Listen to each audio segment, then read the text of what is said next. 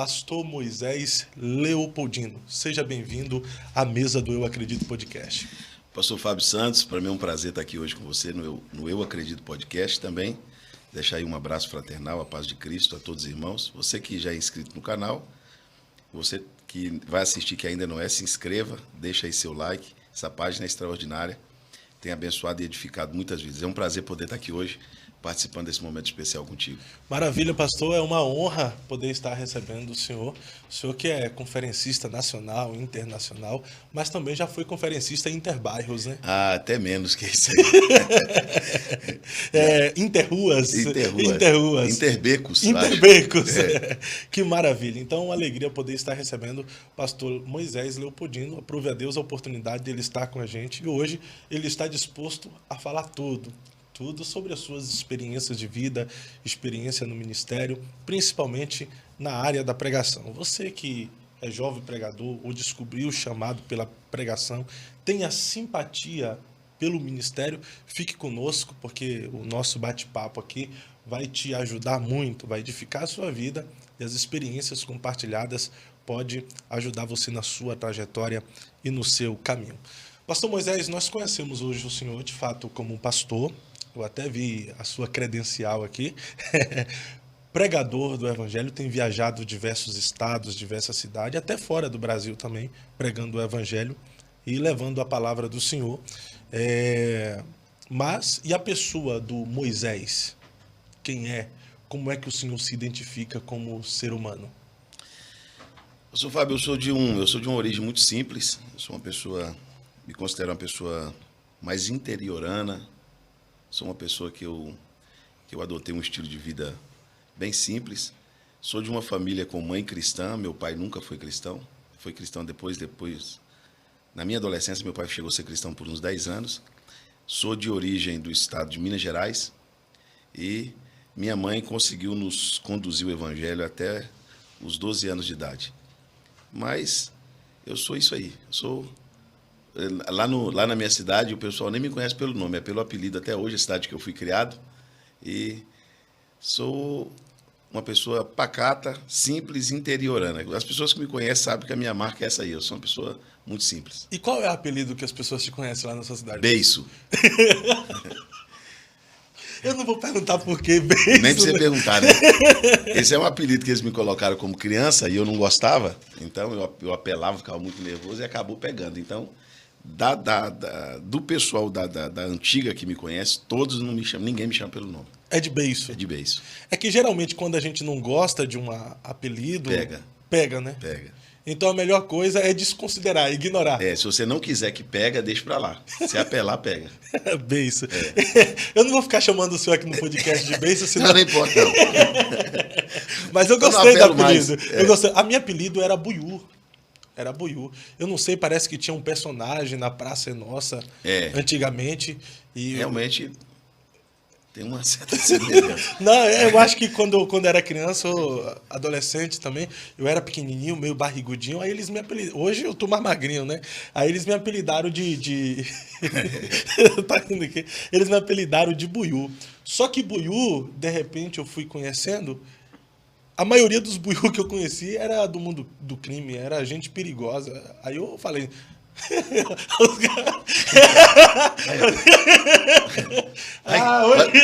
Parece ou não? Não, parece não, cara. Olha lá, ó. Rapaz. Gente do céu.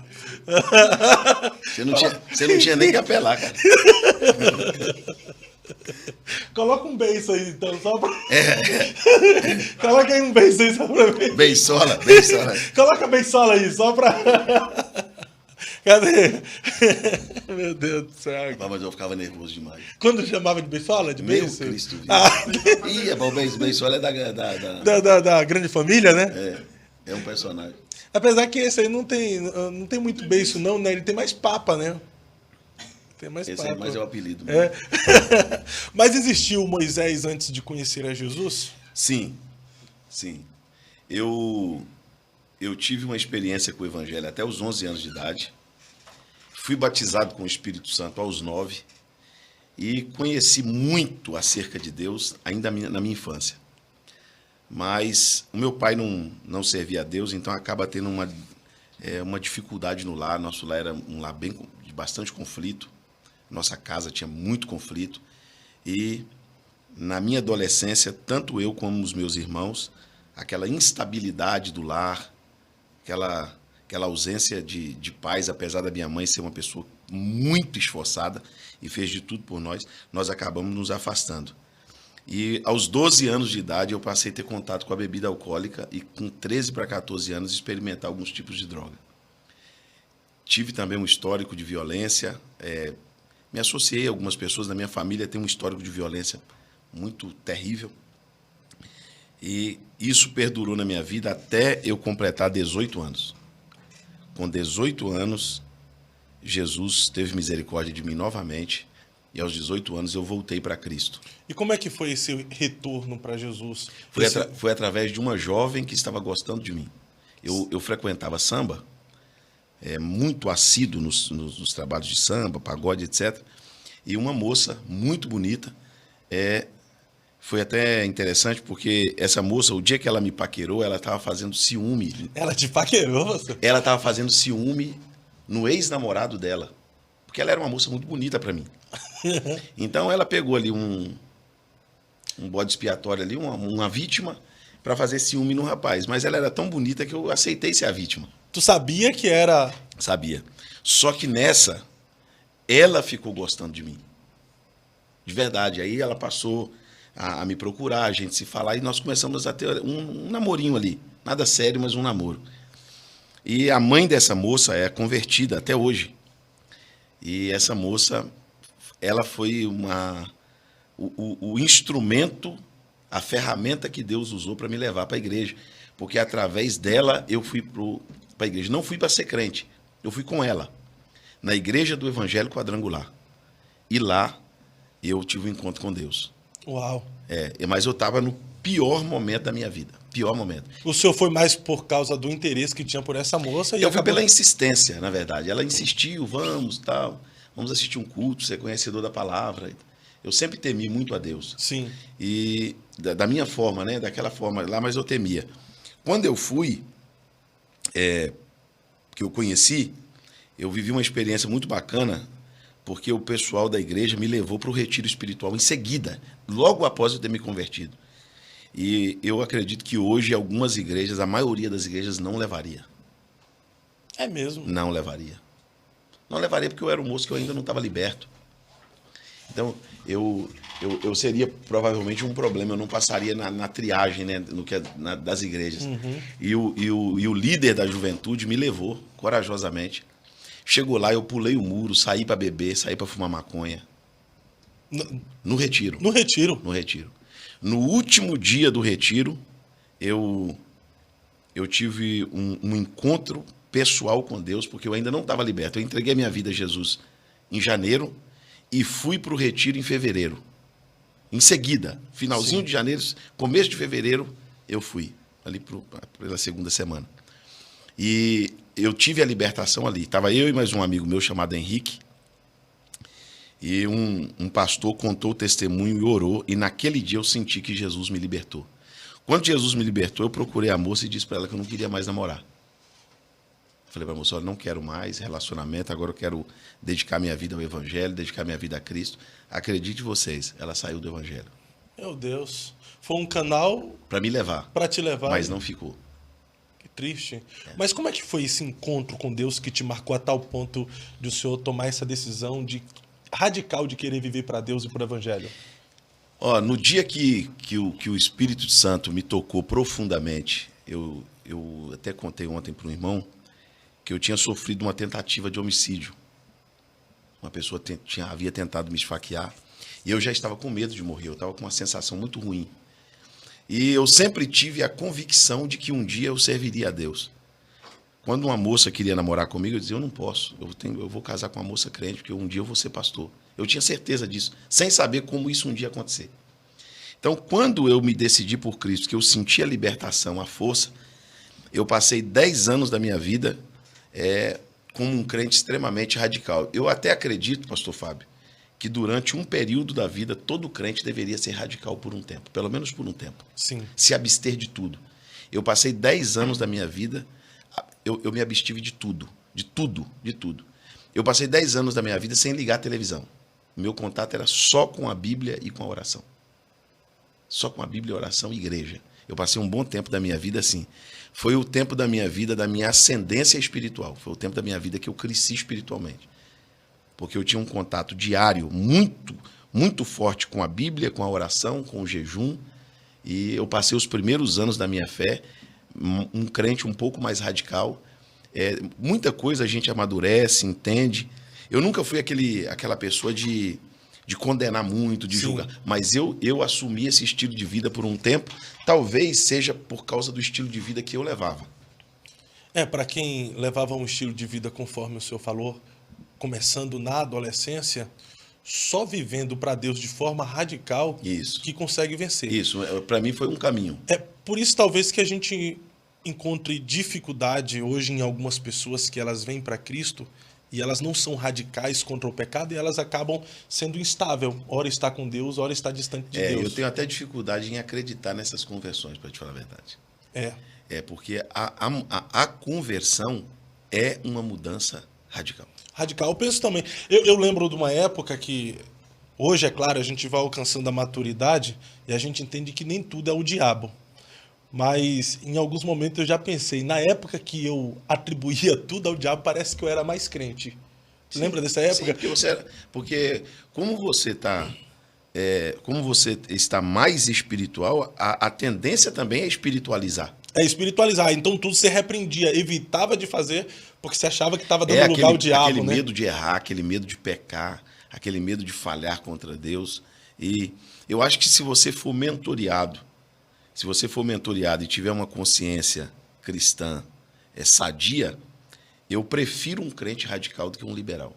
Concordo com o senhor. Sou mais a favor de um crente Quem radical. Viveu a loucura do mundo, só a loucura do evangelho de forma radical que leva ele a uma transformação. Isso aí, concordo. Percebo. Essa questão mesmo de pessoas do mundo secular vir para a igreja e não apresentar uma mudança radical é um sinal de que ele não é convertido. Aquele que está em Cristo, nova criatura é. Eu estava na semana retrasada com o pastor Gilvan Rodrigues. Sim. O pastor Gilvan Rodrigues tem 55 anos de ministério na pregação. Ele pregava numa época que só existia ônibus ruins, não existia internet, não existia celular, não existia telefone. E ele pregou o mundo. O pastor Gilvan Rodrigues viajou o mundo pregando o evangelho.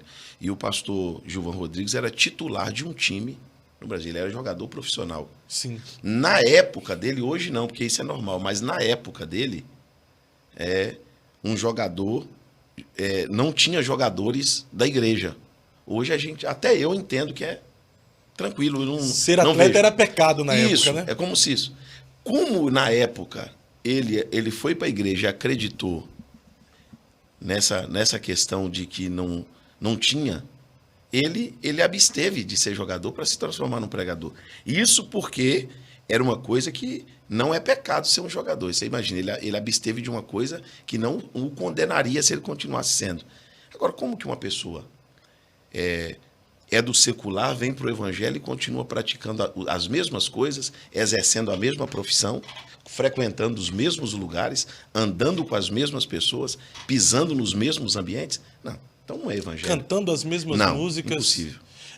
E hoje a gente vive essa banalidade, porque aqueles que estão cantando as músicas seculares e estão na fama... O que eu posso acreditar é que a pessoa seja um simpatizante, pastor. Sim. A pessoa gosta da igreja, a pessoa admira o evangelho de Cristo, ele acredita que Cristo é o Salvador, mas ele ainda não tomou a decisão de negar a si mesmo, tomar a sua cruz e seguir a Cristo. Mas alguns dizem que estão em um processo de transformação. Seria também esse processo de transformação? De mudança? Porque assim, é claro, o pastor Gilvan Rodrigues, no caso, ele conta que ele era jogador de futebol profissional e aí quando ele conheceu Jesus, ele largou tudo. Já outras pessoas estão no auge da fama. Vou dar um exemplo aqui, porque é público, não é nada polêmico. A Cláudia Leite, no Faustão, ela disse esses dias que ela era crente evangélica e que estava em um processo de transformação, em um processo de mudança para ser, de fato, totalmente de Cristo. Cláudia Leite, o que ela alcançou e o que ela representa hoje para o mundo secular, na questão da música artística, ela largar isso aí seria um impacto. É claro, seria um impacto mostrando o poder transformador de Jesus para nós cristãos, mas ao mesmo tempo também seria um impacto para o mundo que não entende essa loucura do evangelho. Sim. Diferente do Léo Stronda. O Léo Stronda, agora mesmo ele disse que não cantaria mais, estava abandonando a banda de música secular, porque ele tinha tido um verdadeiro... Aquele rapazinho japonesinho lá. O Yuji Tamashiro. O Léo Stronda agora mesmo, ele estava confessando Cristo de uma forma tão gratificante, tão satisfatória, que dá para ver realmente uma obra de transformação que Deus está fazendo na vida do rapaz. Se o que a pessoa faz não é condenável, não é mundano, não é profano, não é pecaminoso, tudo bem. Agora, uma vez que o que a pessoa faz é atribuído ao mundanismo, ao pecado, não edifica, não é nada que, não é nenhum tipo de serviço prestado a Deus e não é nada que seja espiritual, aí é complicado. É difícil, né? E eu tenho dificuldade, é o seguinte, o que eu acredito no caso dessa pessoa que o senhor falou é o seguinte, eu acredito que o primeiro, ela creu, eu acredito que ela creia, que ela acredita, que ela tenha plena consciência do que é o evangelho, do que é Cristo. Alguém deve ter ensinado isso para ela, os olhos dela se abriram. Eu acho que o que pesa mais aí agora, no caso dela, é a coragem de abrir mão. Da questão financeira, do conforto, da fama. Então, de repente, ela está tendo essa dificuldade. Mas o evangelho é isso, o evangelho é renúncia. O evangelho esmaga o nosso eu, né? As nossas vontades, os nossos desejos. E, de fato, se não houver uma renúncia... O nosso desejo, o meu desejo mesmo, é que se concretize isso, né? Sim. Eu acho lindo a ideia do evangelho, não é quando os nossos deixam o rebanho para ir arriscar no mundo, igual tem acontecido em nosso contexto. Muitos que são de Cristo, foram de Cristo, falaram de Cristo, revelaram o amor de Cristo para muitas pessoas, agora decidiram cantar no mundo. Eu particularmente, sinto uma tristeza muito grande. Agora, quando alguém está lá no mundo, alcançou o auge e fala, olha, eu tive um encontro com Jesus, eu me alegro. No caso da Cláudia Leite, ainda que ela falou que está em um processo, eu me alegro porque eu vejo aí uma obra de Deus entrando em ação. O primeiro passo, com certeza, já foi dado. Que ela disse que está participando... Para quem não acreditava, para quem não tinha fé, provavelmente, eu acredito que ela esteja num processo. Sim. Agora, para esse processo se concretizar, ela vai ter que, em algum momento, abrir mão. Negar a si mesmo. Aí eu acredito. Vai chegar num momento que ela vai dizer, até aqui deu para vir, eu estou estreitando a minha comunhão com Cristo, com o Evangelho, e a partir de hoje eu não vou mais seguir esse caminho, eu vou abrir mão de tudo. E não tem como seguir a Cristo sem negar alguma coisa, né, pastor? Impossível. É impossível. Realmente. É isso aí, gente. Nós estamos aqui em mais um episódio do Eu Acredito Podcast. Na mesa hoje recebendo o querido pastor Moisés Leopoldino. Estamos tratando um pouquinho da história de vida do pastor Moisés e também deixando algumas lições, deixando alguns estudos bíblicos que eu tenho por certo que está agregando algum valor no seu coração, na sua alma, edificando você. Fique conosco, compartilhe esse podcast para mais pessoas, envie nos seus grupos, em suas redes sociais. Assim a plataforma vai entender que o nosso conteúdo é relevante e vai recomendar para mais pessoas. Muito obrigado a vocês que têm participado e já faz parte da nossa família. Somos quase 17 mil inscritos e tudo isso, todas as programações, todos os convidados que nós trazemos aqui é por causa de você, por você e para mais ninguém. Fique com a gente. Ixi, eu imitei agora como é o nome do cara que fala isso aí? Não lembra não, Léo? É um... Não importa não, né? Aqui vale mais. Pastor Moisés, o senhor disse que quando criança teve experiências com Deus, foi batizado com o Espírito Santo ainda quando criança, mas na adolescência foi para o mundo. Na sua opinião, o que leva uma pessoa que já teve experiências com Deus a experimentar o mundo? Olha, no meu caso, o que afetou muito para mim foi a falta de estrutura no lar. Tinha muita ausência de paz na minha casa. Então eu presenciei muita coisa que eu nunca gostaria de ter presenciado, visto. O meu pai hoje é uma pessoa muito doente, eu amo muito meu pai, tenho uma comunhão muito grande com ele, Mas o meu pai, ele nunca se preocupou com a nossa educação espiritual, com a nossa, até com a nossa educação moral. E eu tive um lar muito sem estabilidade. Cresci numa região extremamente perigosa, perdida, e convivia com pessoas desse aspecto. Até que na minha adolescência, aquela chama que eu tinha no coração quando criança, ela foi se apagando. Com uns 12 anos de idade, mais ou menos, eu me afastei. Por isso eu aconselho todos os pais a procurar ter harmonia no lar. A paz no lar abençoa demais a vida da criança. A criança precisa viver num ambiente, não pode ser um ambiente hostil de guerra, de discussões, de brigas, de contendas. É muito importante. Isso aí era uma coisa que me revoltava muito. Muito, muito, muito. Eu ainda criança, eu tinha plena consciência de tudo que estava acontecendo. E eu sofria muito com aquelas cenas que eu assistia. E eu acredito que isso foi um fator muito importante. Foi um fator. E geralmente uma família desestruturada desencadeia nos seus filhos diversas doenças e diversos traumas. Para os filhos cristãos, eles geralmente correm esse risco de ir para o mundo. Buscar uma paz no mundo, já que não tem no lar. Agora existe o outro lado. Passando tudo isso, minha mãe ainda conseguiu gerar em nós uma experiência com Deus. As maiores experiências com Deus que eu tive partiu da minha mãe. A minha mãe foi a protagonista disso aí. A minha preocupação hoje é que a maioria das crianças e dos adolescentes não tem uma única experiência pessoal com Deus. Infelizmente. Esses, se afastarem, a volta é mais difícil. Porque se você experimentou Deus, ainda que seja na infância, se você teve uma experiência pessoal com o Evangelho, com o Espírito Santo, aquilo nunca vai sair de você. É uma marca que nunca mais vai sair. Não sai. Não sai. Então, cabe bem essa frase, quem já pisou no Santo dos Santos em outro lugar não sabe viver? Cabe sim. O senhor tem até uma mensagem sobre o filho pródigo. Isso. Que diz que o filho não consegue viver longe do pai? Na verdade, assim, o filho, a ovelha o homem buscou, a dracma a mulher procurou. O filho o pai não buscou porque Deus não busca quem sabe voltar. Quem conhece a casa, quem conhece o pai, quem conhece a palavra, conhece o caminho de volta. Isso é uma prova de que ninguém pode servir a Deus por força nem por violência. Servir a Deus é uma decisão do filho e não do pai. O pai quer, mas o filho tem que querer. Né? Perfeito. E a minha volta para Cristo foi assim. Quando eu voltei para Jesus, eu voltei decidido. E eu fiz um voto a Deus, que nunca mais, aconteça o que acontecesse, nunca mais eu sairia da casa de Deus. Eu podia passar por uma disciplina, por um castigo, por qualquer situação, mas sair do Evangelho mais nunca. Quando o senhor se afastou, por exemplo, estava numa balada, numa noitada, fazendo algum ilícito, havia aquela sensação, eu estou aqui, mas esse não é o meu lugar? Sim, sempre, constantemente.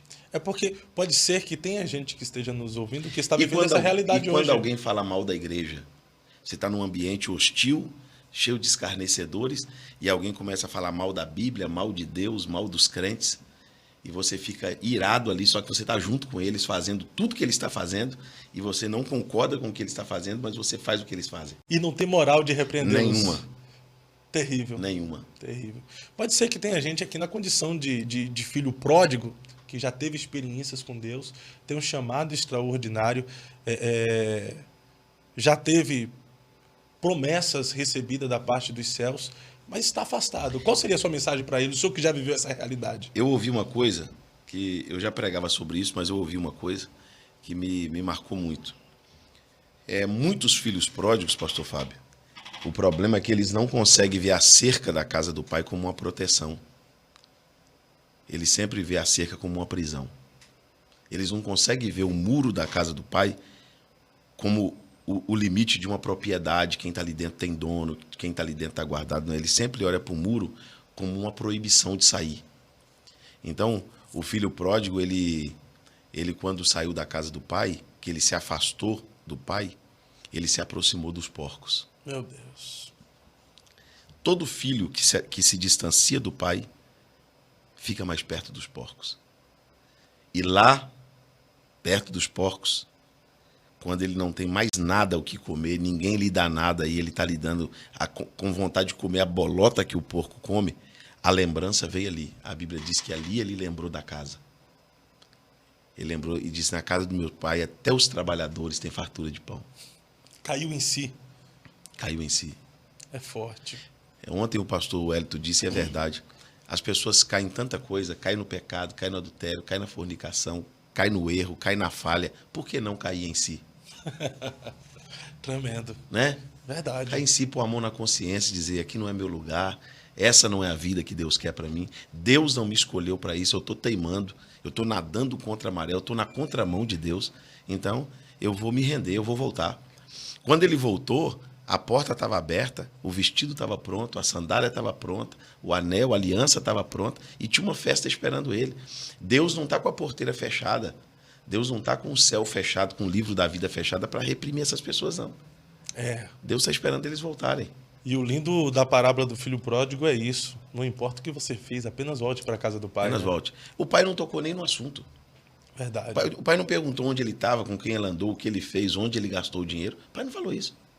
O pai só recebeu ele de volta. Porque há um coração quebrantado e contrito, não despreza. O Senhor não despreza. Verdade. Deus não trabalha lançando o pecado no rosto. O perdão de Deus é absoluto. Em Miqueias está escrito que ele lançará os nossos pecados na profundeza do mar e deles não se lembrará mais. Quem lembra é as pessoas. Deus perdoa, está perdoado. Quem lembra as pessoas e o acusador, né? O acusador. Deus não. Deus nunca vai lançar no rosto de alguém um pecado que ele já perdoou. Verdade. Pastorzão, o senhor falou que teve uma experiência marcante com Deus, aí a gente foi para outro caminho. O senhor não falou como é que foi essa experiência. Como é que foi essa experiência, esse contato que o senhor teve? O senhor fala depois da minha conversão? No retiro, que foi lá no retiro que houve a libertação e ali o senhor disse que teve um encontro. Na verdade, o pastor que foi pregar nesse dia, ele era um pastor bem moderno, naquela época ainda, isso há 28 anos atrás. Ele era um pastor bem moderno, ele era ex-modelo, alguma coisa do tipo. Eu não queria nem prestar atenção no que ele estava falando. Só que quando ele começou a falar, eu já estava ali, eu comecei a prestar atenção, e ele orava por libertação. E naquele dia, quando ele perguntou quem quer ser liberto dos vícios, do pecado, você que quer servir a Deus, mas não tem força para servir a Deus, eu fui junto com alguns jovens. E eu nunca senti tanto tremor no meu corpo como eu senti aquele dia. Meu corpo tremia como uma vara verde. O corpo tremia, eu suava muito. E depois daquela oração, nasceu dentro de mim uma sede imensa por Deus. Uma sede absoluta, uma sede plena por Deus. Eu saí dali com o desejo de recuperar todo o tempo perdido, de buscar Deus, de orar. E foi o que eu fiz. E foi aí que o senhor começou a viver radicalmente para Deus. Radicalmente para Deus. Radicalmente. Eu tinha uma vida muito acentuada de oração, de jejum e leitura bíblica. Muito. A gente comentou que todos, o senhor falou, né? Seria bom que todos tivessem essa experiência de viver de forma radical para Deus. Pelo menos por um tempo, senhor acredita? Pelo menos por um tempo. Será que algumas pessoas não conseguiram viver ainda de forma radical para Deus pelo fato de não ter tido experiência semelhante? Pode ser que sim, eu acredito. Porque eu acho que a experiência com Deus nos leva a querer preservar esse contato que a gente teve. Logo que alguns não teve esse contato, eles acham que não há motivo para preservar. E na verdade, essas pessoas que nunca tiveram a experiência, eles não são pessoas naturais. A Bíblia não chama eles de naturais, a Bíblia chama de carnal. Porque a Bíblia fala do homem natural, do homem carnal e do homem espiritual. O carnal não é natural. O natural é o homem comum. É qualquer pessoa incrédula, ímpia, qualquer pessoa que não seja do convívio cristão. Agora, o carnal não. O carnal ele é cristão. Ele só não discerne as coisas. Ele está ali naquele ambiente, ele acredita em alguma coisa, mas ele nunca está nas águas profundas, ele nunca está vivenciando aquilo. É você ir num culto, é muito comum isso, você está num culto, aqueles cultos visitados por Deus, onde um chora, um é renovado, e você olha assim algumas pessoas, você chega assim, ficar penalizado. Sim. Eles estão ali como perdidos. Eles não conseguem entrar naquele clima, eles não Vão ao culto, mas não entram no culto. Não, Vão à igreja, mas não são igreja. Isso, eles Serve estão a ali. Deus e não sente Eles a estão Deus. ali, eles acho que até deve se perguntar por que acontece com os outros, né? Mas não acontece. É porque essa questão da experiência tem muito a ver com a entrega. Né? Tem muito a ver com o quanto você acredita, com o quanto você se doa. Mas era importante que toda pessoa tivesse com Deus uma experiência. É como se fosse dele ter entrado no oceano do Espírito e ter ficado no raso, com as águas batendo no calcanhar, e para ele ali é muito bom, né? E Deus medindo mais, né? O Espírito medindo mais 1000 e chamando ele para o fundo. E ele, não, aqui tá bom, água no calcanhar é o suficiente. Isso aí. Infelizmente isso acontece em nosso contexto, mas oxalá que Deus conceda experiências a toda essa geração, porque eu penso, essa geração ela tem acesso muito fácil ao conhecimento. Pode ser que não busca o conhecimento, mas acesso fácil tem. Tem. Alguns dizem que essa geração é analfabeta de Bíblia. O senhor pode discordar de mim, mas eu penso que é uma geração que mais conhece a Bíblia devido ao acesso fácil à informação. Hoje tu entra no Google, tem mensagens diversas com conteúdos teológicos extraordinários. É uma geração com muita informação, claro que pouca sabedoria. É uma geração que, em outro tempo, não teve psicologia pastoral, não teve orientação pastoral, não teve faculdade teológica tão fácil assim, cursos teológicos, para tu ter noções de teologia. Não teve. Eu penso que, nesse tempo, que mais está faltando para essa geração é experiências com Deus. Isso aí. Uma vida mais profunda. Mais profunda. Porque os pregadores, principalmente os pregadores mais antigos, eles eram ensinados a orar. O primeiro passo você tinha que orar e ler a Bíblia. Então, os pregadores antigos, eles pregaram para o mundo. Se alguém dissesse assim para mim, mas ele sabia um pouco. Mas a igreja cresceu na mão de quem? Se você disser para mim, os pastores antigos eram analfabetos, tudo bem, mas foi você que abriu a igreja ou você pegou pronta com eles? Foi quem ganhou as vidas? A igreja cresceu, foi na minha gestão ou foi na gestão deles? Quem preparou todo o caminho não foi eles? Eles sabiam menos, mas eles dependiam mais. Forte. Eles dependiam mais. E estou para falar para você sem medo de errar, pastor. Eles sabiam muito menos do que nós sabíamos e na gestão deles Deus operava muito mais do que na nossa gestão. Verdade. Os sinais, os prodígios, as conversões. Não vou falar só de milagre, não. Porque de repente até alguém... Hoje eu sou um pregador de fé pentecostal. Sim. Eu sou um pregador da doutrina pentecostal. Então, o que mais existe hoje no meio pentecostal são pessoas que não são mais... Eu sou continuista, eu acredito piamente no exercício dos dons espirituais, acredito piamente nos dons espirituais, nos seus exercícios, nas suas evidências, e hoje, nas nossas próprias igrejas. Tem muitas pessoas que não acreditam. Infelizmente tem. Só que ele é fruto de alguém que acreditava. É verdade. Ele é filho de alguém que acreditava. Ele foi ganho por Jesus por alguém que acreditava. E talvez existe muitos lugares aí que não há mais esse operar do Espírito Santo porque existe cessacionista no meio dos continuistas. Isso aí. Por causa da incredulidade do coração desses. Né? Isso aí. E aí o que acontece? A oração hoje é pouquíssima valorizada. Pouquíssimo valorizada.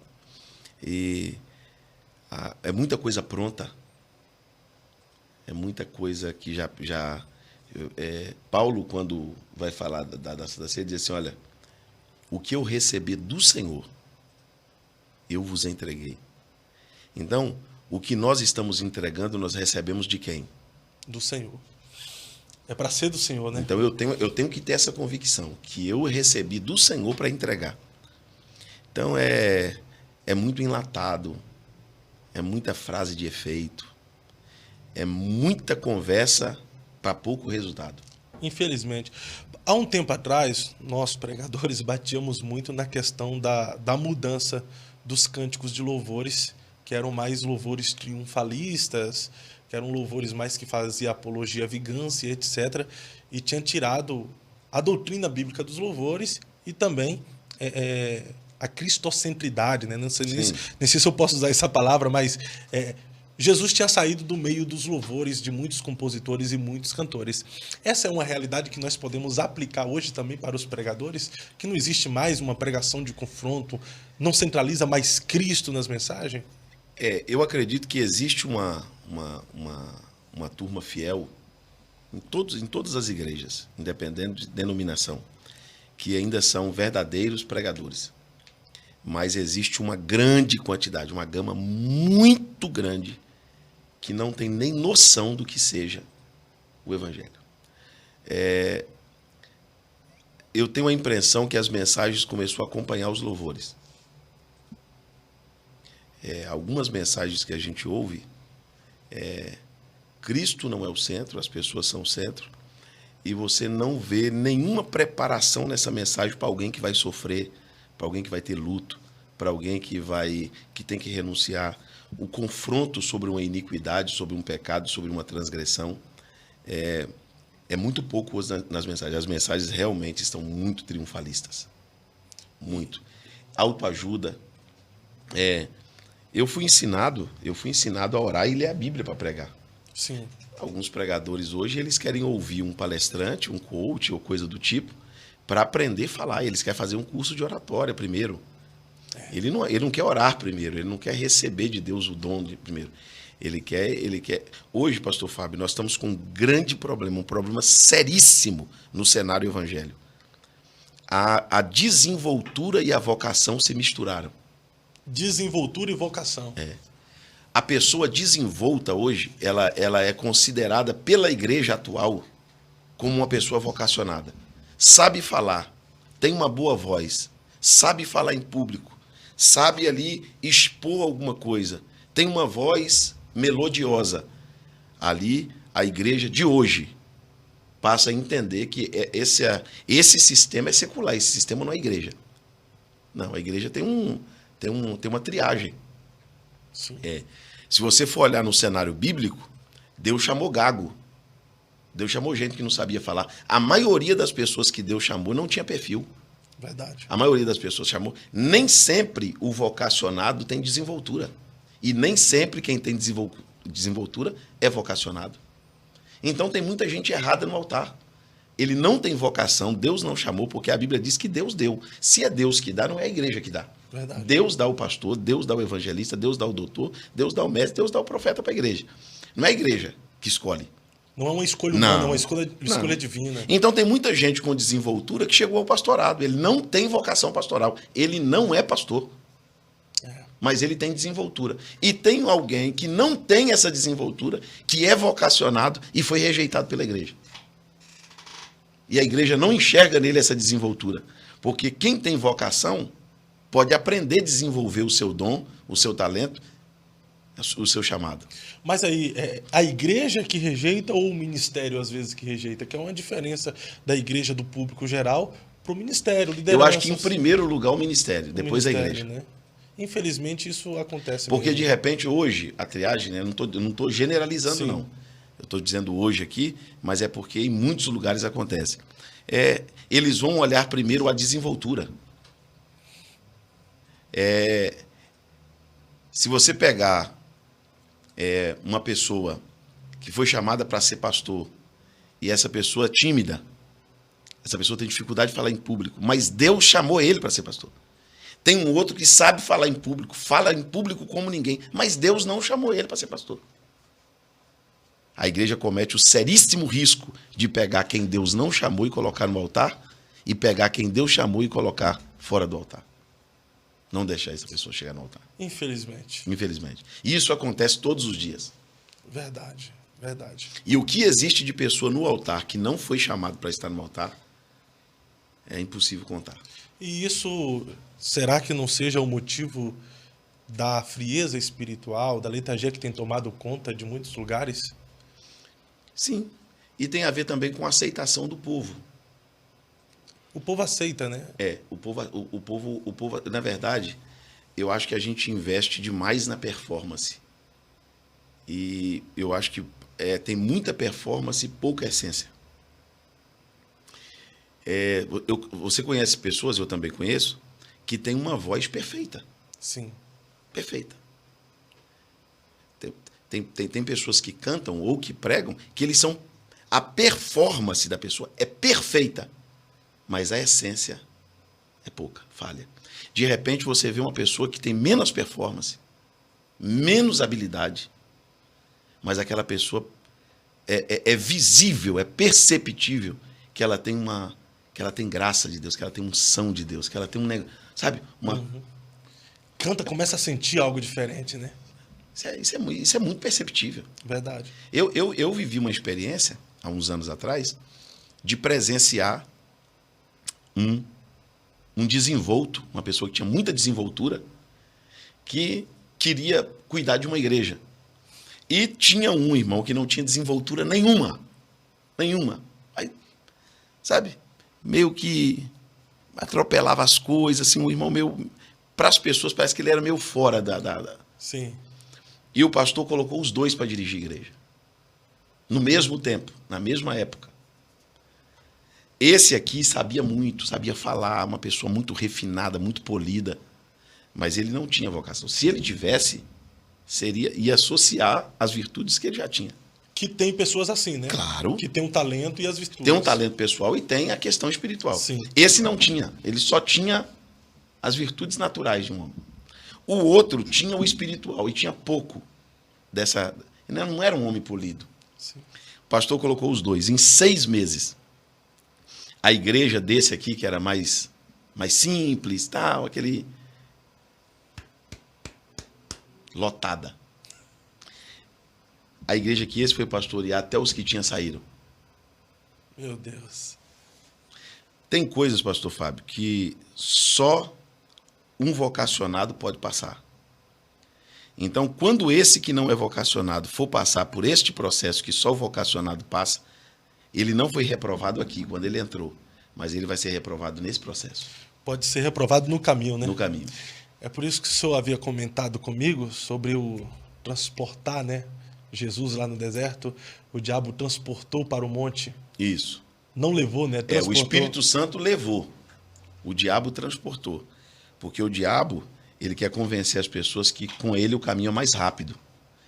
Eu tenho muito medo dessas pessoas, pastor Fábio, eu sou muito desconfiado dessas pessoas que querem que as coisas aconteçam rápido.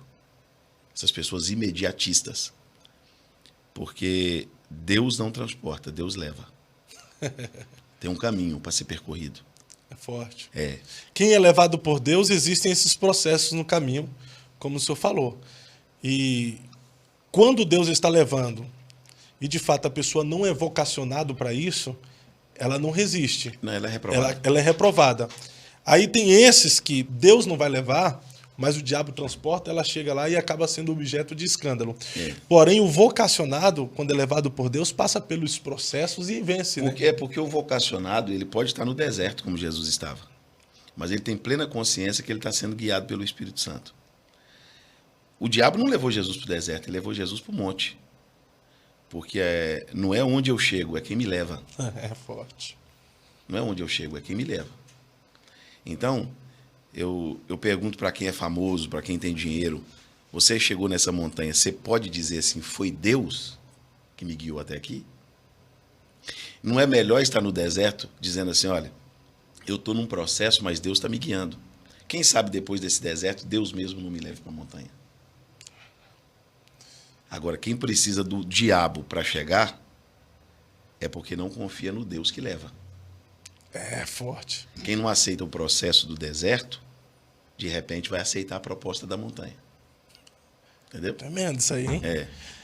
É isso aí, gente. Nós estamos aqui em mais um episódio do Eu Acredito Podcast. Na mesa hoje, Pastor Moisés Leopoldino. Nós estamos compartilhando aqui as suas experiências, suas palavras bibliocêntricas, que de fato tem promovido edificação para a minha alma, e eu tenho certeza que tem promovido edificação para a sua alma também. Se você está conosco desde o início e está achando esse bate-papo interessante, que mais pessoas deveriam assistir, manda lá para o seu ente querido, seu familiar, seu amigo, alguém que está afastado da casa do Senhor.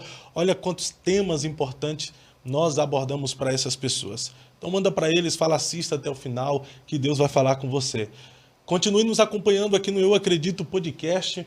Nós temos diversos conteúdos, você pode dar uma navegada no canal e você escolher sobre diversos temas, diversas personalidades que têm passado aqui conosco, abordando sobre assuntos bíblicos, assuntos políticos, enfim, tem conteúdo para tudo quanto é gosto. Por falta de conteúdo aqui nesse canal, Verdade. você não passa fome.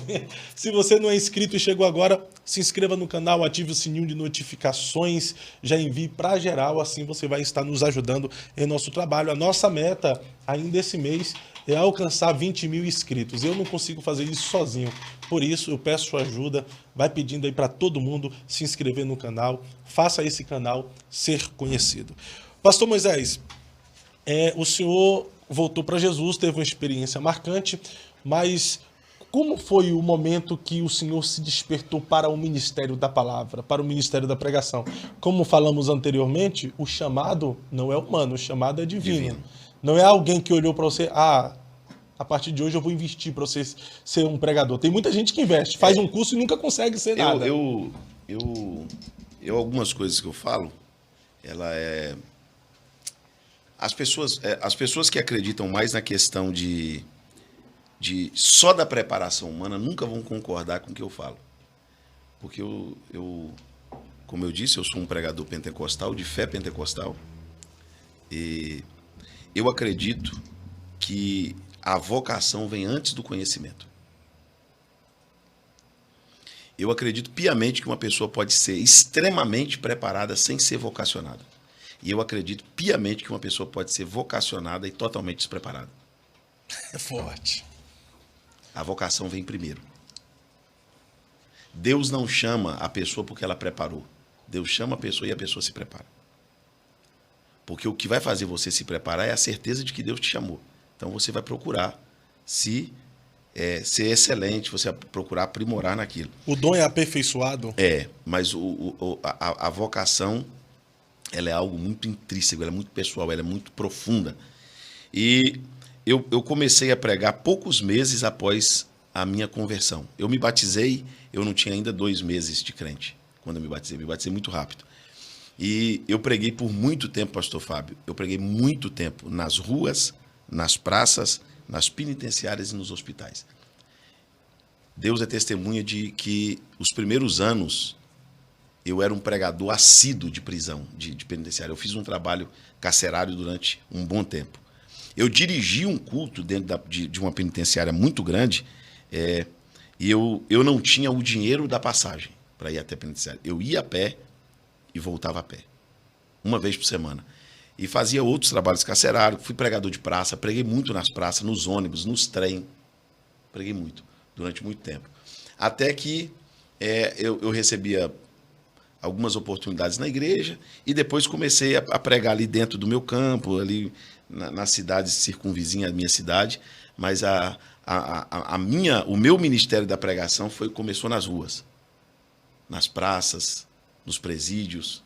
Eu passei um bom tempo pregando assim. Mas era uma chama que queimava em seu coração? Como é que o senhor se descobriu como pregador? Pregador de rua, de ônibus? Enfim. Eu sentia um desejo ardente de pregar. Eu passei a ler a Bíblia, que a Bíblia por si só, ela é suficiente. Tem pregadores da antiguidade que nunca leu uma literatura. E foi um dos maiores pregadores do mundo, sem ter lido uma literatura. Ele só lendo a Bíblia. A Bíblia é suficiente.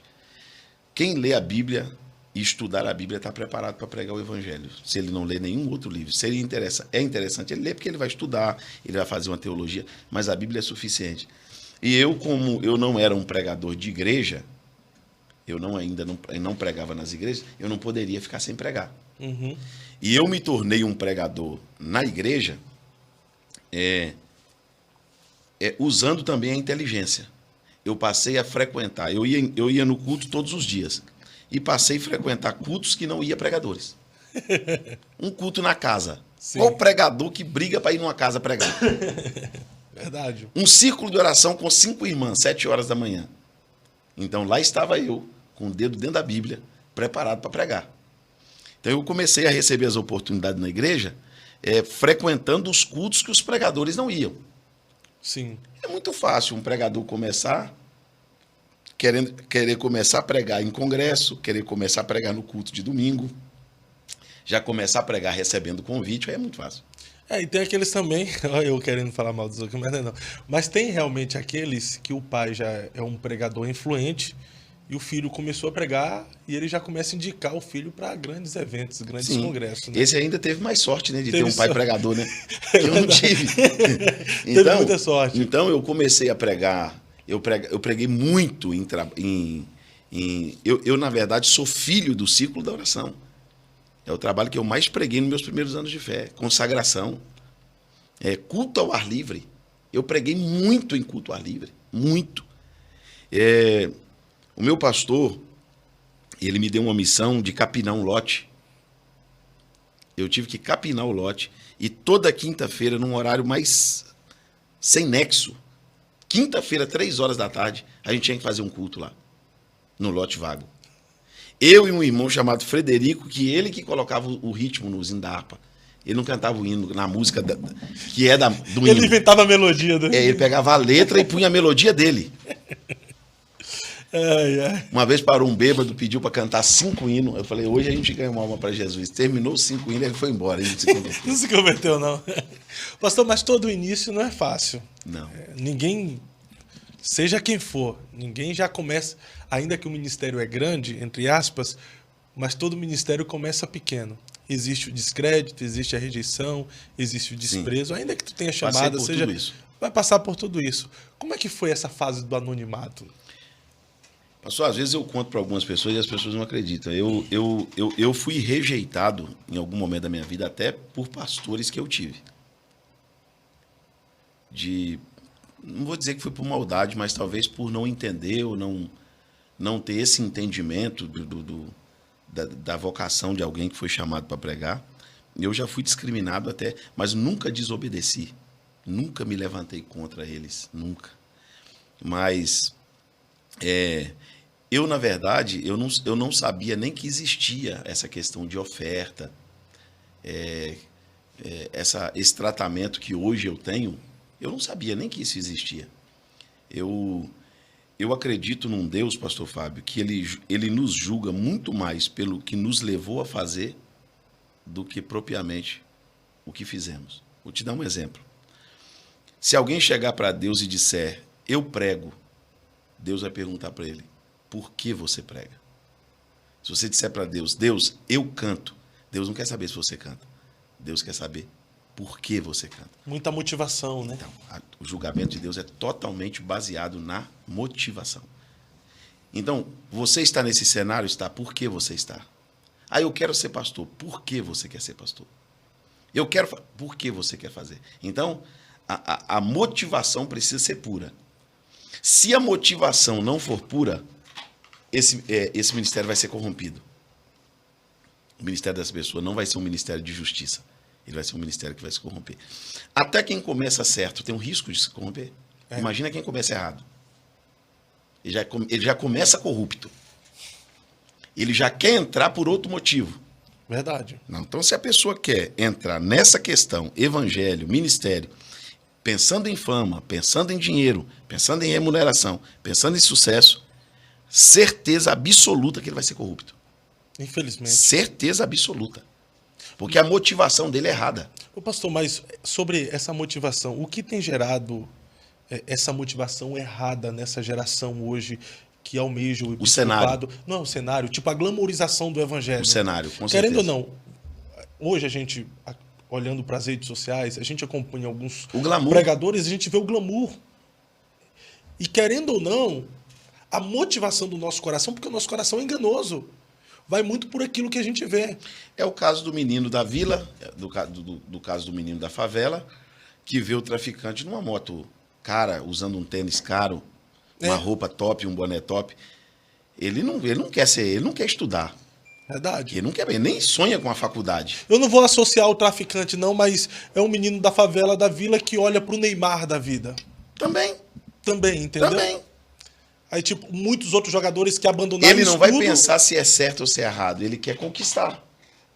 Infelizmente, esse cenário acaba gerando nessas pessoas, eu não vou dizer que são inocentes, mas são talvez ignorantes, que pensam que é assim. Eu quero ser para ser isso. Se o sentimento primário não for o reino de Deus, para Deus não serve, para Deus está reprovado. E vou falar para o senhor uma coisa mais séria.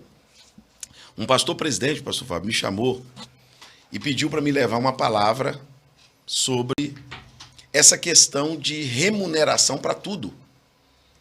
Tem que remunerar o músico, tem que remunerar quem limpa a igreja. As pessoas voluntárias estão desaparecendo. As pessoas voluntárias estão sumindo.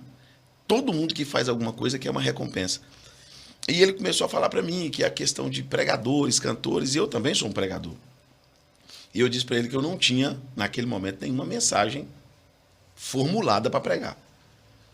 Mas eu fui orar a Deus, e Deus me levou no texto de Lucas 15, do filho pródigo. O filho pródigo, quando ele voltou para casa, ele não voltou porque estava com saudade do pai. Isso é uma conjectura que nós fazemos. O sentido literal da parábola, ele voltou porque estava com fome. Ele diz, na casa do meu pai, os trabalhadores têm o que de pão? Fartura de pão. E eu aqui pereço de fome. Então eu vou voltar para meu pai. Eu vou dizer para ele que eu errei, que eu pequei, mas eu não vou ficar aqui passando fome. Mas ele disse que na casa do pai dele, os trabalhadores tinham fartura de pão. Então eu cheguei a uma conclusão. Deus não tem só filho. Deus tem trabalhadores. Uau! O filho tem herança, o trabalhador só tem salário. Talvez, eu quero até falar para meus companheiros aqui, e serve para mim também, você que vive do ministério, a gente tem que tomar cuidado para não se tornar um funcionário do reino. Meu Deus. Porque para funcionário Deus só dá salário. Esse povo vai bater na porta e vai dizer para Deus, eu preguei, eu cantei, eu expulsei demônio, eu falei em língua. Jesus vai dizer, é verdade, eu não estou contradizendo isso. E por que o senhor não abre a porta para mim entrar? Jesus vai dizer, porque eu te paguei. Você era meu funcionário, você não é meu filho. Herança não é para funcionário, herança é para filho. Tem muita gente trabalhando para Deus que não é filho de Deus. É funcionário. Funcionário. E Deus vai pagar. Se ele está trabalhando para Deus, Deus vai trabalhar. Ele vai ter fartura de pão. Agora, pode ser que ele não tenha herança. A gente não pode trocar a posição de filho. Pastor, mas o que é de fato o ministério? Para tentar tirar da mente dessa galera que acha que o ministério é apenas o que eles veem nas redes sociais. É claro, não generalizando que todos vivem uma vida de glamour. Hoje tem alguns que vivem. Por exemplo, hoje o senhor tem um tratamento que há 10 anos atrás o senhor não era tratado. Com certeza. Hoje o senhor está sendo honrado e tendo o reconhecimento da sua trajetória e da sua história. Mas não quer dizer que sempre foi assim ou que sempre é assim. Outros também vivem essa realidade hoje de ser reconhecido, de ser bem tratado, de ser recebido como príncipe, mas não quer dizer que a realidade é sempre assim ou que sempre foi assim. Existem as dores, o sofrimento. É uma carreira que nos foi proposta. E nessa carreira existem as contrariedades, as intempéries, as adversidades que provam para nós mesmos, aonde é que está a nossa motivação. Se a nossa motivação estiver no glamour, no primeiro obstáculo, nós vamos desistir. Ou de repente não vai desistir, vai continuar lutando por isso, por um desejo pessoal, né? Eu acho que ministério, sintetizando, eu acho que ministério tem que ser o seu respirar, tem que ser sua vida. Primeiro, o ministério não pode ser nada secundário. O ministério tem que ser o seu respirar, o seu oxigênio. Segundo, você tem que entender que você é uma peça que pode ser movida. Então, hoje o pastor Moisés Leopoldino está viajando por todo o Brasil, pregando em todo o Brasil. Se Deus quiser me tirar desse cenário amanhã e me esconder numa pequena cidade para cuidar de um rebanho pequeno, ele tem todo o direito, porque eu não sou dono da minha vida. Se eu for dono da minha vida, eu não tenho um ministério, eu tenho uma empresa. Então o meu ministério é a minha empresa. Se Deus não pode me mover, se Deus não pode mudar, se Deus não pode abrir ou fechar para mim, eu não tenho ministério. Eu só tenho ministério quando Deus manda em mim. Forte. Então, se Deus quiser me tirar do cenário e me colocar escondido, o meu ministério tem que continuar com a mesma satisfação. Eu tenho que estar feliz onde Deus quer que eu esteja, independente do que eu estou fazendo. É o contentamento no chamado. Independente do que eu esteja recebendo. Independente da minha remuneração, do retorno. Independente. Se Deus não tiver a liberdade, se eu não me deixar ser mudado, trocado por Deus, eu não tenho um ministério, eu tenho uma empresa. Não, eu tenho uma empresa pessoal minha e eu estou usando o nome de Jesus para fazer isso. Aí não vale. É, verdade. Aí não vale. Não. Pastor, chega um momento que a gente acaba vivendo apenas para o ministério. Hoje mesmo o senhor vive, Sim. até porque não tem tempo de trabalhar no secular. Não. Devido tantas demandas de agenda. Então o senhor vive para o ministério, sai daqui e vai atender outra região. Como não profissionalizar o chamado vivendo só pelo ministério? Olha, eu vou falar para você que eu acho muito difícil, apesar de ter como, mas é muito difícil. É porque, querendo ou não, nessa ideia de ser funcionário e de ser filho, o itinerante, colocar baseado aqui o evangelista, como ele não trabalha secular, ele acaba vivendo de ofertas, atendendo um convite ou outro, como não profissionalizar e como não ser um funcionário do reino nesse Eu contexto? acredito assim, como eu sou um pregador que eu vivo do que eu faço, e ainda que alguém diga, é errado, não é errado. Mas Paulo, não existe, a Bíblia diz que não se amarra a boca do boi enquanto ele debulha o milho. E todo obreiro é digno de quê? Salário. Quem está no altar vive do altar, se o católico for contra isso, ele é hipócrita, porque o padre vive da igreja. Sim.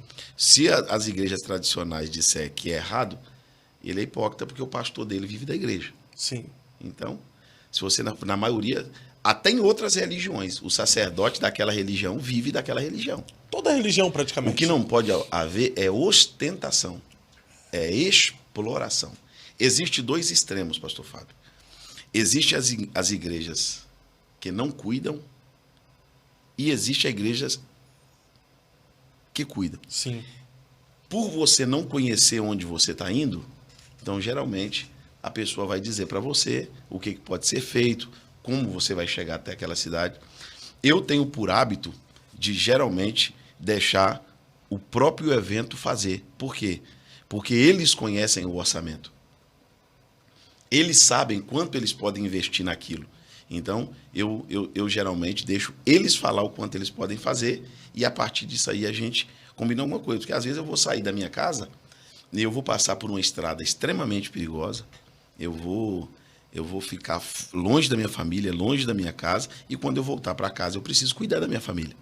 Então, eu acho justo que o obreiro seja cuidado. Agora, em muitos dos casos, existe uma exploração. Uma exploração absurda. Né? Que aí já se tornam, de fato mercantilistas da fé. Né? Esses casos, no meu caso, eu tenho muito medo. Até as ofertas que eu recebo, eu tenho medo. Uhum. Eu sempre pergunto para Deus. Eu tenho um propósito de parte do que eu tenho, eu devolver para o reino. Eu cuido de um projeto missionário. Sim. E parte do que eu recebo, eu devolvo para lá. Mas ainda assim, eu sei que existem missionários em volta do mundo, em outros países, em lugares totalmente inóspitos, difíceis, onde a igreja é perseguida, que eles estão lá pregando e a remuneração deles é mínima e às vezes nada. É uma ajuda de custo. E eles estão fazendo um trabalho muito maior do que o meu. Estão sendo muito mais voluntários que eu. Eu sei que eu ainda estou desfrutando ainda de algumas benesses que eles não desfrutam. Sim. Mas, para mim, os mais aprovados não somos nós, os pregadores e cantores. Eu nunca me colocaria nesse ranking. Eu acho que os missionários que estão no campo merecem esse troféu. Esse troféu é deles. Quando eu digo essa questão assim, pastor, como se manter no ministério, viver do ministério, viver para o ministério, ser um chamado e vocacionado e não ser um funcionário, não se profissionalizar. Isso seria mais a essência que tu carrega? Essa é a palavra. É a ideia que tu fica na cabeça, não. Eu estou atendendo, mas eu estou vivendo pelo meu chamado. Não é uma profissão. Como funciona isso? No meu caso, eu tenho uma oração que eu faço todos os dias que eu me ajoelho no lugar onde eu estou para pregar. Eu falo um salmo na minha oração, eu repito esse salmo todos os dias, e esse salmo diz: não a nós, não a nós. Então, todos os dias eu digo isso, todos os dias sem faltar um. Não a nós. Eu não posso ser o beneficiário. Eu não posso fazer isso aqui para me promover. Eu não tenho o direito de pregar para me promover às custas do Evangelho de Cristo. Se eu estou aqui, eu tenho que ter comigo, eu tenho que ser porta-voz de uma mensagem. Eu tenho que estar trazendo resposta de Deus para alguém. Se depois que eu cumprir minha missão, eu for beneficiado de alguma forma, que fique para mim a alegria, mas nunca a glória. A glória é sempre para Deus. Forte. Perfeito. Sempre. Maravilha, gente. Estamos em mais um episódio do Eu Acredito Podcast. Você que chegou agora, continue conosco. Assim que encerrar o podcast, você pode voltar lá no início e acompanhar todo o nosso bate-papo aqui. Temos abordado só nesse podcast diversas temáticas. Já falamos sobre a experiência da convenção do pastor Moisés, já falamos o sentimento dele quando ele esteve lá no mundo, mesmo depois de ter uma experiência com Deus. Falamos sobre a experiência que ele teve com Deus, a experiência que levou ele ao ministério da pregação. E nós estamos caminhando ainda nesse podcast e você fique conosco, já encaminha para mais alguém se você gostou. Se você entrou de gaiato no navio e ainda não conhece o nosso podcast, se inscreva agora mesmo no canal, ative o sininho de notificações, assim a plataforma vai estar enviando para você todos os conteúdos, todos os cortes que nós postamos aqui no nosso canal. Desde já, agradeço a você, talvez você veio de lá do perfil das redes sociais do pastor Moisés, porque é simpatizante do ministério dele, o acompanha, gosta de ouvi-lo. Muito obrigado por você estar aqui com a gente. Se você é seguidor dele, agora seja nosso seguidor aqui também. Também, com certeza. No YouTube. Pastor Moisés, pensa num cara, gente boa, incrível. Está sendo aqui um tempo de aprendizado com esse servo de Deus e também de muita edificação espiritual. Pastor Moisés, o senhor já sofreu alguma frustração em seu ministério? Já passei algumas. Mas deixa eu me lembrar aqui de uma. Me lembrei. Eu me casei no ano de 2005. 2004 para 2005. Eu me casei no ano de 2005. E eu não tinha sido levado ainda ao ministério. E eu tive um dirigente da congregação que eu pertencia, eu não vou citar o nome dele, mas ele foi uma pessoa muito rude comigo. Ele me chamou para entrar no gabinete. Eu fui acompanhado da minha esposa. E ele foi muito irônico, ele sentado assim, eu e minha esposa sentamos assim, ele olhou para mim e disse para mim assim: quem colocou na tua cabeça que Deus te chamou? Meu Deus. Aí eu disse para ele: não, pastor, eu tenho um chamado, Deus me chamou, eu tenho plena convicção. Ele disse assim: Deus não te chamou para nada. Eu levei 12 anos para ser um diácono, e você daqui 12 anos não vai ser ninguém. Falou, não, assim na minha face. A minha esposa tentou me defender, minha esposa é muito tímida. Não, pastor, meu esposo é trabalhador, ele tá desempregado, ele está pregando nas igrejas, mas ele não é um aventureiro, não. Tentou me defender. Ele bateu na Bíblia e disse: rapaz, isso aqui não põe arroz e feijão na mesa de ninguém, não. Você é um aventureiro, você é um forasteiro que apareceu aqui e tal. Foi muito humilhante para mim. Mas eu não me levantei contra o meu pastor, eu perdoei ele. E passaram-se, daquele tempo para cá, se passaram 18 anos. Infelizmente, ele está na mesma vila, na mesma casa, doente, teve que se afastar da igreja. E 18 anos depois, o meu ministério se concretizou. Eu preguei por todo esse Brasil, pisei algumas vezes fora desse Brasil para pregar. E cheguei a uma conclusão que não adianta você tentar obrigar as pessoas a acreditarem no que Deus falou com você. Quando José deixou Maria, Maria não disse para José, Maria não obrigou José a ficar. José ia embora. O noivo dela ia embora. Porque ela estava grávida. E ela estava grávida porque Deus disse que ela ficaria grávida. Ela não estava grávida de outro homem. Ela estava grávida de Cristo. Só que José foi embora e Maria não correu atrás de José e nem foi com ele. Maria ficou no mesmo lugar. Porque nós não podemos obrigar as pessoas a acreditar na nossa vocação. Só que o mesmo anjo que apareceu para Maria, apareceu para José no caminho e disse para ele: volta. O que está sendo gerado em Maria é do Espírito Santo. Então a gente pode ficar tranquilo, pastor, que o Deus que falou com Maria vai falar com José. O tempo também fala, nesse contexto As aí? circunstâncias falam, o tempo fala. Eu passei por diversos tipos de humilhação na minha vocação, mas eu nunca perdi a certeza. Nunca me fiz de vítima, nunca. Eu passei muito tempo morando sozinho, tive algumas enfermidades terríveis, uma delas quase me levou à morte, e eu nunca culpei as pessoas, nem a Deus, nem me revoltei. Eu somente acreditei no que Deus tinha falado comigo. E como acreditar e ter tamanha convicção do chamado, da vocação, da promessa, em meio às contrariedades, em meio à rejeição, desprezo, em meio à frustração? A voz que você ouve. Quem você atende mais? Você vai ouvir seu coração, você vai ouvir a circunstância, você vai ouvir as pessoas, você vai ouvir o diabo ou você vai ouvir a Deus? Deus, ele vai falar com você, não tem nada a ver com o cenário, com o tempo que você está vivendo. Deus está falando de uma coisa que vai acontecer na tua vida amanhã, e hoje o que você está vivendo não tem nada a ver com o que você vai viver amanhã. Nada a ver. Deus falava para mim, quando eu era novo convertido, que eu ia viajar pelo país, que eu ia pisar nos púlpitos mais importantes dessa nação. E aconteceu. Mas quando Deus falou isso para mim, eu tinha um terno verde alface, que custou R$ 4,90 no brechó da igreja. Eu usava uma gravata de crochê, uma bota zebu no pé, uma Bíblia com a capa solta, andando distância longa para ir para a igreja, a pé e voltar. Eu não tinha uma bicicleta para andar. Só que Deus falou para mim de uma coisa que ia acontecer no futuro. E eu acreditei. Porque com Deus é assim, fé, é certeza, pastor. Ou você acredita ou você não acredita. Tiago diz que quem é maré, quem vai e que vem, não pensa tal pessoa que receberá da mão de Deus alguma coisa. Eu acreditei piamente. E acreditar não nos isenta de passarmos os obstáculos, né? E as dificuldades, né? Eu acho que é o contrário, eu acho que é aí que passa.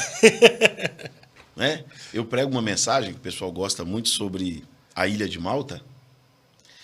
Deus falou para Paulo que Paulo iria para Roma. Aí Paulo entra no navio para ir para Roma. Aí a Bíblia diz, a viagem era vagarosa. Mas não foi Deus que falou que Paulo ia para Roma? Mas não é porque Deus falou que vai ser rápido. Uau. A Bíblia diz que a viagem foi extremamente difícil. Não é porque Deus falou que vai ser fácil. A Bíblia diz que a viagem teve prejuízo. Não é porque Deus falou que só vai ter lucro. A Bíblia diz que na viagem o navio naufragou, mas ninguém morreu. Porque nessa viagem você pode perder as coisas, você não pode perder as pessoas. Forte. A Bíblia diz que Paulo foi mordido por uma víbora. Paulo enfrentou frio, enfrentou chuva, enfrentou um grupo de oposição lá naquela ilha, até que chegou um dia que veio um navio e levou Paulo para Roma. Então, quer dizer, nós queremos chegar em Roma sem passar em Malta?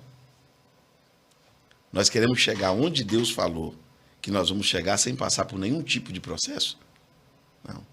Deus não tem elevador, Deus só trabalha com escada.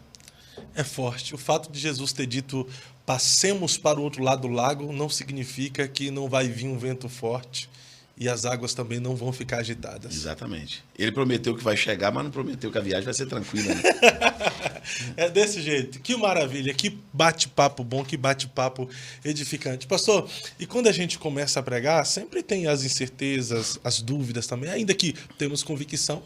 Eu digo que é mais ou menos por fase. Existe fase que a gente está muito convicto, e existe fase que vem as incertezas. E a palavra não seria nem incerteza. Essa insegurança, principalmente na pregação, não estar acostumado com um grande público, nos leva a cometer algumas gafes na hora que a gente está pregando, começando a pregar. Você já cometeu alguma gafe no púlpito? Muitas. Muitas. Compartilha.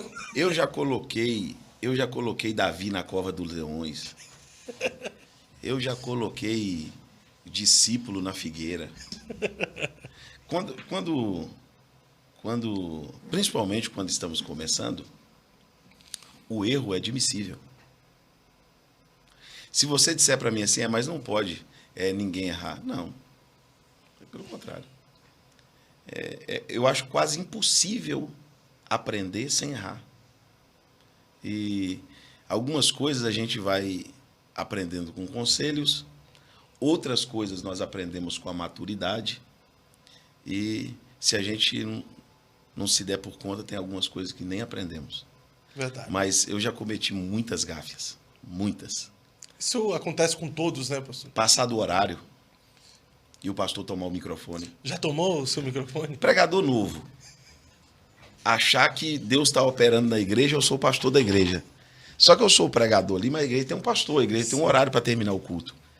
E o pregador novo, empolgado, deu o horário de acabar, eu não acabei. O pastor chegou e bateu nas minhas costas e disse, meu filho, entrega meu microfone que o seu tempo acabou. Rapaz, que vergonha. Meu Cristo vivo. Mas só precisou acontecer uma vez para me aprender. Aprendeu daí? Aprendi, mas aprendi passando uma vergonha. Mas o problema maior, às vezes, não é quando está acontecendo o movimento, as coisas estão acontecendo, a palavra foi boa, você foi feliz. O problema maior é quando a gente está cometendo um monte de gafe, a mensagem não está fluindo, as coisas não estão acontecendo, e a gente fica ali enchendo linguiça. Pregador tem a mania também de, se ele pregar e ele sentir que não está fluindo, ele começar a bater. Também, né? Ele começa a bater no povo para ver se vai. E na ira do homem não opera o poder de Deus. Nós não temos o direito de falar o que Deus não está falando. Verdade. Nós não temos direito de pregar uma mensagem pessoal, uma mensagem própria. Não, nós somos apenas um mensageiro, nós somos um atalaia. Nós estamos ali para transmitir uma mensagem que não partiu de nós. Nós estamos levando um recado. Sim. O atalaia, o mensageiro fazia isso, né? A Bíblia chega a nos chamar de dispenseiros, né? Sim. Nós temos que trazer a comida certa, a mensagem certa. Por isso que eu aconselho sempre os amigos, não prega o que funciona. Busca de Deus uma orientação. Cada culto é uma mensagem, cada público. Quando a inspiração vem de Deus... Eu acredito piamente nisso. Eu vivo isso todos os dias. Para mim, trazer uma mensagem, até confirmação eu peço. Pastor, tem 25 anos que o senhor prega. Sim, e até hoje eu peço. Eu peço, Deus, eu quero sentir o que o senhor me deu aqui no culto. E eu sinto que Deus está falando no mesmo caminho, na mesma linha. Sabe? E não tem nada mais gostoso do que uma confirmação de Deus, seja através de um louvor, outra coisa que as pessoas estão fazendo perdendo essa espiritualidade, pastor. As coisas estão se tornando lógicas. As mensagens estão se transformando em fábulas. E cada dia que passa, as pessoas estão se tornando mais apáticas, incrédulas, céticas. Pastor, mas o pregador também ele tem que tomar cuidado com algumas expressões, né? Essa era digital que a gente está vivendo, muitas redes sociais, a gente acompanha nas redes sociais alguns pregadores que cometem algumas gafes com algumas expressões meio que bizarras, maliciosas, ainda que o pregador seja inocente, mas nem todo o público que ele está ouvindo é tão inocente, é puro assim. Claro. Por exemplo, teve um vídeo que viralizou há uns anos atrás, que o cara dizia que o Elias consertou o altar e meteu água no regueiro. E ele, onde tem rego, tem fogo. Onde tem rego, tem fogo. Eu vi. Esses dias teve um que a roda estava em cima e quando rodava embaixo, rodava em cima e girava embaixo. E ficou um cunho assim, bem malicioso. Outro contou um testemunho dizendo que deu uma dor de barriga e chegou a ver isso também. Então são expressões assim que... Eu acho que podem ser evitadas. Na verdade, o sentido é até outro, né? Uhum. Mas pode ser, acho que a gente tem que usar, primeiro, uma linguagem simples. Eu tenho acompanhado no cenário, eu quero até aproveitar para falar isso aqui, pastor Fábio. Sim. Alguns pregadores dizendo que o público simples não consegue entendê-lo. A minha mensagem de ordem mais profunda, dependendo do público, o público vai ter dificuldade de assimilar o que eu estou falando. Eu sou completamente contra, eu discordo 100% disso, 100%. A mensagem do evangelho ela tem que ser inteligível ao douto e ao leigo. Verdade. O doutor e o analfabeto têm que entender a mensagem. A criança e o ancião. Todo mundo tem que entender. A mensagem ela não pode ser tão complicada a ponto de eu estar falando e as pessoas não estarem entendendo. Se Jesus, que era um pregador muito melhor do que eu e muito mais preparado do que eu, ele falava e as pessoas entendiam, todo mundo entendia Jesus. O pecador entendia, o santo entendia, o leigo entendia, o doutor entendia. Quem sabia muito entendia, quem não sabia nada entendia. E agora, de repente, aparecem uns pregadores com uma linguagem tão complicada que existe um público que não consegue entendê-los. Eu acho meio complicado. Outra coisa que eu tenho me chateado muito nos últimos anos, principalmente nos últimos anos, é com a questão das mensagens serem intencionais. O pregador geralmente prega com a intenção de se sair bem com o que está falando. Como? Agradando as pessoas. Eu estou com uma mensagem, eu prego muito em trabalho convencional e trabalho de escola bíblica de obreiros. E Deus me deu uma mensagem há pouco tempo, pastor Fábio, falando sobre quando Acabe foi morrer, um espírito compareceu diante de Deus e pediu para que fosse um espírito de engano na boca dos profetas de Deus. E Deus permitiu. Mas por que Deus permitiu? Deus permitiu para mostrar para os profetas que o espírito do engano tinha acesso a eles. Não é porque Deus queria que os seus profetas fossem enganados pelo espírito. Não, pelo contrário. Deus só queria mostrar que o diabo podia entrar e sair deles a hora que ele quisesse. É tão verdade que entrou neles, não entrou em Micaías. Quando chegou na vez de Micaías falou, não, eu já vi o que vai acontecer, Deus já me revelou. Adultério, prostituição, confusão, acidente, o diabo tem que criar um cenário, pastor. É no varejo. Verdade. Preparar uma pessoa, preparar outra, um laço, uma armadilha. O diabo tem que criar todo um cenário para pegar uma pessoa. Existe um plano, né? Um plano para pegar uma pessoa. Se o diabo pegar a boca do sacerdote ou do profeta, ele não pega no varejo, ele pega no atacado. Uau. Aí ele não pega um. Ele pega muitos, porque quem ouve o profeta é muita gente. Quem ouve o sacerdote é muita gente. E o espírito do engano, o espírito da mentira, entrou na boca dos profetas e enganou o povo, e enganou os reis. Porque se o profeta falar, o povo acredita. E se o sacerdote falar, o povo também acredita. Só que a Bíblia vai dizer que todos eles estavam corrompidos. Não está escrito lá em Jeremias? Porventura numa bálsamo em Gileade, vocês não têm médico? E por que a ferida não cura? Porque desde o sacerdote até o profeta, todos se corromperam. Se o espírito do engano passar a ter acesso a nós diremos, está escrito no texto, nós diremos que há paz quando a paz não existe. E aí nós vamos passar a vender mensagem que o povo quer ouvir. Nós vamos falar só o que agrada ao povo. Nós vamos pregar alguma coisa que agrada ao líder. Nós vamos pregar o que agrada às pessoas. Para quê? Para a gente continuar exercendo o que a gente faz. Só que, na verdade, se o espírito do engano passar a ter acesso em nós, a boca do sacerdote e do profeta, o ministério dele está falido. Fadado ao fracasso. Porque se o espírito do engano ter acesso à boca dele, a mensagem dele vai ser mentirosa. Então, o que existe de mensagem mentirosa hoje, não está. O senhor acha que existe um espírito de engano, de encantamento, de mentira nessa geração? De adivinhação, principalmente. De adivinhação, né? A adivinhação o adivinho e o profeta é muito parecido. Porque tudo que o adivinho tudo que o profeta fala, o adivinho também fala. A única diferença é que o que o adivinho fala não cumpre. O adivinho fala o nome, o CPF, a placa do carro, o dia que você nasceu. É que existe, de fato, o espírito de adivinhação, mas existe também os pilantras que procuram nas redes sociais informações, Sim. né? E existe os adivinhos mesmo. Eu conheço gente adivinho que não procura em lugar nenhum e revela tudo. E não é Deus. É espírito de adivinhação. Espírito de adivinhação. Infelizmente. Esse espírito, ele está no Novo Testamento mais de uma vez. Verdade. Você encontra ele mais de uma vez. Esse espírito de mentira que engana as pessoas. E o mais terrível, pastor Fábio, já está aproximando do fim. Sim, pode ficar à vontade. É que Paulo diz a Timóteo o seguinte: olha, Timóteo, vai chegar um dia em que as pessoas elas não suportarão ouvir a sã palavra, a palavra pura, a palavra verdadeira. Terão comichões, né?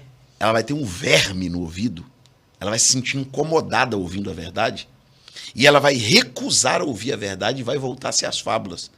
Aí o texto se aprofunda mais e diz assim: e se cercarão de mestres, segundo a cobiça dos seus próprios corações. Quando se olhar para um cenário ou para uma igreja que não tem palavra, que a maioria das igrejas são sérias, a maioria das igrejas são sérias, mas quando você olhar para uma igreja que não tem palavra, que não tem seriedade na vida do sacerdote, que não tem conduta cristã na vida do sacerdote ou do profeta que está ali, e você olhar para aquele povo, não tem aquele povo como iludido, como enganado. Aquele povo não está sendo enganado. Eles também encontraram mestres segundo a cobiça dos seus próprios corações. Eles encontraram a mensagem que eles queriam, o cenário que eles queriam. Verdade. Eles queriam alguém que aceitasse eles na prática que eles fazem, que eles têm. Porque tem muita gente que fazia parte de igrejas sérias e agora estão fazendo parte dessas patifarias. Mas ele faz parte por quê? Porque lá não confronta nada do que ele faz. Infelizmente. Lá apoia todos os seus erros. Lá o dízimo dele, a oferta dele, compra o pastor da igreja, compra o sacerdote, compra o profeta. Infelizmente. Pastorzão, a gente está caminhando para o final. Existe uma linguagem no mundo dos pregadores, principalmente da itinerância, que é cavar a agenda. Ou seja, o cara vai para uma cidade, tem um contato lá com alguém, um pastor ou um outro pregador, e esse pregador vai indicar ele em igrejas que o outro pregador conhece, mas ele nunca foi. Isso aconteceu muito na velha guarda, os pregadores antigos faziam muito isso. Os pregadores mais novos, que eles já querem chegar tendo grandes agendas, congressos e tal. O senhor já cavou muita agenda, pastor? Você está falando com o Tatu Peba, o maior cavador de todos os tempos. Olha, o Maurinho ganha. Acho que não ganha, não. Ganha não? Acho que o Maurinho compete. Compete. O Maurinho também já cavou muito. O pastor Maurinho Ferreira hoje deve ter perto de 30 anos de ministério. Tem. Pastor, essa história de dizer assim, essa falsa humildade, ou de dizer assim, se Deus me chamou, o telefone vai tocar. Dos pregadores que eu conheço, principalmente dos veteranos, não existe um. O telefone vai tocar, meu amigo, depois que as pessoas descobrem o número. É verdade. Como é que o telefone vai tocar se ninguém tem teu número? Nunca te viu. Como que vai te convidar se não te conhece? Quem vai te convidar se você não é conhecido? Verdade. Eu tinha uma agenda para pregar numa congregação bem pequena, eu comprava passagem no domingo voltando no outro. Só tinha aquela agenda. Chegava lá e já falava: ô pastor, tem um ciclo de oração aí, um velório, culto de criança, culto na rua, culto na praça. E cavava. E aí, mas levantava pelo menos uma oferta para pagar a despesa? Não, aí o pessoal misericordioso, né, na maioria das vezes, te ajuda, te indica ali, te indica aqui, um amigo te coloca ali, o outro pastor te recebe ali. Quando você fica conhecido, é claro que o telefone vai tocar. Sim. Depois que tu foi lá e Claro. O povo viu e gostou, falou: oh, Aí aquele leva pregador, né? Aí te traz de novo. Verdade. Mas até então, a maioria dos pregadores faziam isso. Cavar a agenda. E se precisar, eu cavo até hoje. E cavar é sofrido, né, não, pastor? Ei, meu filho. Eu dormi muito dentro de igreja, banco de igreja. Dormi muito em rodoviária. Muitas vezes. Casa dos outros. Casa de gente desconhecida. E tem gente que não tem estrutura para receber ninguém. Né? Uma vez eu estava cavando no Maranhão e eu era casadinho de novo. Aí o pastor, no Maranhão, as casas, a parede só vai até o meio da casa. E eles colocaram a gente para dormir numa cama muito velha, muito, mas muito velha mesmo. Aí minha esposa, levinha, pequenininha, deitou. Quando eu deitei, a cama quebrou. Aí acordou todo mundo na casa. Aí o pastor lá, foi lá, eu não conhecia ninguém. O pastor Casado ainda, de novo, o pastor lá, pensou o quê? o pastor ainda fez uma brincadeira. Rapaz, você casadinho de novo. Coloca você pra dormir numa cama dessa. Eu falei: não, pastor, não é nada disso que o senhor tá pensando na cama. Foi a cama que quebrou. Eu preguei numa cidade chamada Turilândia, no Maranhão. 28 pessoas foi picada de morcego. Misericórdia. Algumas morreram. E eu tava lá cavando. Pastor, sem ventilador, sem ar-condicionado, um calor de 40 graus, cada pernilongo do tamanho de uma beija-flor. Eu dormi debaixo de 2 cobertores dessa grossura. Meu Deus do céu. Com medo do morcego? Até a cama ficou molhada. Eu levantei de manhã todo molhado. O pastor disse, por que o senhor está molhado desse jeito? Eu falei, pastor, e o medo dos morcegos me morder? Que luta, né? Nunca vi. Eu passei no Maranhão, eu tive uma alergia no Maranhão, porque eu fui numa cidade chamada Penalva. Penalva. E eu fui tão atacado pelos pernilongos, sem mosquiteiro, sem nada, que eu andei dentro da casa e achei uma bombinha daquelas de veneno. Aí, sem permissão. Aquelas amarelas lá? Sem permissão, eu levei pro quartinho que tava eu e minha esposa dormindo numa cama de solteiro. Sem mosquiteiro, sem nada. E ela, se apertava um botão assim, ó, nela, ela... veneno. Aí, minha esposa deitou, mandei ela cobrir o rosto. De minuto em minuto eu soltava o veneno. E o veneno caiu todo em cima de mim. Me intoxicou. Mas eu preferi ficar intoxicado do que morrer de mim. Eu vi a hora que os pernilongos iam me trocar de cômodo. Mas quase tu morreu com veneno, que era dos pernilongos. O veneno é aquele veneno caseiro que mata mesmo. Misericórdia. É isso aí. Quem hoje vê a sua realidade não sabe dos bastidores do passado, né? Carro velho, pastor. Eu tive mais de 10. Sem marcador de gasolina. Farol queimado. Eu tinha um fusquinha chamado Jesus Me Leva. Jesus me leva. Ele tinha um buraco tão grande do lado do passageiro, assim, no assoalho, que eu coloquei uma cerâmica dessa de casa. Aí o irmão falou, rapaz, o seu Fusca tá ajeitado, tem até piso frio. Eu tinha um Corcel que só andava no reto, não subia nem descia. E aí? Nós só andava no plano. Na hora que chegava no morro, tinha que descer. Largar e terminar o trajeto. E não tinha GPS na época pra... Não, tem nada disso não. Não. Luta. Meu amigo, eu tive muito carro velho. Eu tive uma caravan, que é caravana que eles falam, que ela foi de funerária. Só que como ela foi muitos anos de funerária, quando eles tiraram os adesivos, a tinta estava queimada, o nome ainda continuou. Eu parava na porta das igrejas, os crentes riam demais. Ih, rapaz, será que morreu alguém? Tá, daqui a pouco descia o pregador do carro. Minha esposa tinha um trauma daquele carro terrível. Carro de funerária. Misericórdia. Ô, pastor, e o povo julga muito a aparência do pregador, né? Dependendo da forma como o pregador chega, com o carro que chega... Julga, infelizmente. Infelizmente, né? Essa não é a nota que deveria ser dada. Não é a nota, né? Não. Às vezes se o cara... Porque evangelho não é ter, evangelho é ser. É ser, mas dependendo do carro que você chega, o pessoal nem te recepciona, né? Ou diminui a sua contribuição. Na verdade, não era para aumentar? Verdade. Se você está precisando mais, não era para te dar mais? Não, te dá menos. Verdade. Agora, um exemplo. Eu nunca falei de oferta e não recebi oferta. Uma igreja ou outra me dava. Ou dava muito pouquinho. Quantas vezes eu saí da igreja com um saquinho de moeda, passava minutos contando as moedinhas de 10 centavos. O caso que eu te contei do irmão que recebeu, Eu tô lembrando aqui. recebeu 70 centavos de oferta.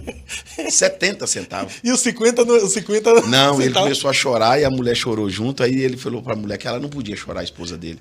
Aí ela falou, não, eu tô chorando porque esses 50 centavos foi eu que dei. Na verdade, só entrou 20. É luta. É luta. É luta. Mas é isso aí, gente. Nós podemos conhecer um pouquinho hoje aqui do pastor Moisés Leopoldino. Espero que esse podcast tenha sido edificante para você, tenha agregado alguns valores no seu chamado, na sua vocação, na sua vida. Pastor Moisés, muito obrigado por atender o nosso convite, por ter estado conosco nesse tempo especial. Foi honroso recebê-lo aqui demais. A alegria foi toda nossa. Um abraço aí a todos os que seguem o canal. Os que não seguem, passa a seguir, gente. Essa página é top. Sempre tem algo novo, algo edificante. Se inscreva aí, sempre curta, acompanha e compartilha para as pessoas também. Lembrando a você que também é um método de evangelização, tá bom? Você pode compartilhar com seus amigos que ainda não são evangélicos ou que estão afastados e eles com certeza vão aí se interagir com as coisas de Deus. Deus abençoe a todos. É isso aí, gente. Nós vamos nessa.